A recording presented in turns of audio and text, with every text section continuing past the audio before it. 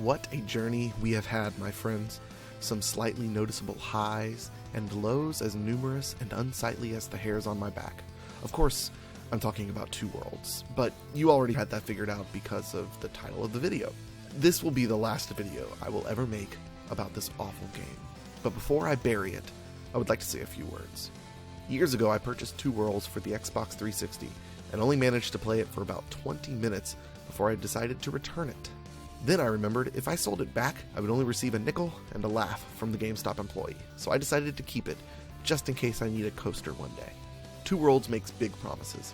A big world, big story, big battles, and big, well, let's just say it has its fair share of cliché fantasy game elements. Graphically, the game feels like the designers paid way more attention to Bob Ross than they did Character Design 101.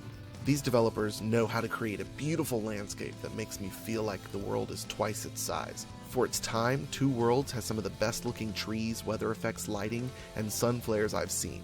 Unfortunately, Mother Nature's beauty is overshadowed by the terrible character models and worse character animations. Then to add more poop on top of Mother Nature, the writing and voice acting is laughable and cringeworthy.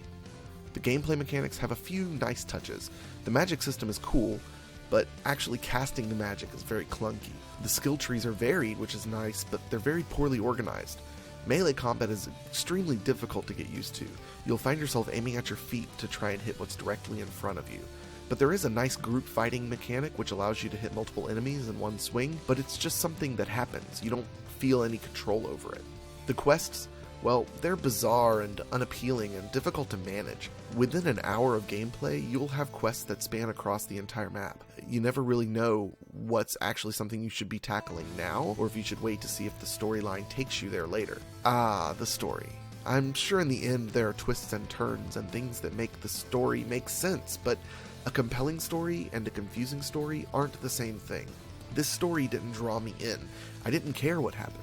I just had questions upon questions upon questions, like, why was Gandahar so interested in my sister? But even as I say that question out loud, I realize even more how little that matters to me. I just don't care. The game spends so much time with dialogue between person A, B, C, B, A. All this traveling back and forth and talking just makes me lose focus on what's really going on. In the end, the game feels like the developers were working on this big, beautiful, elaborate puzzle. A puzzle that appears to be this immersive, expansive world with so much potential. But halfway through putting the puzzle together, they ran out of pieces. And rather than looking for more pieces, they decided to grab a Hello Kitty puzzle and proceed to force those puzzle pieces to fit. In the end, I've proven myself right. Two Worlds is a terrible game, and no one will ever convince me otherwise.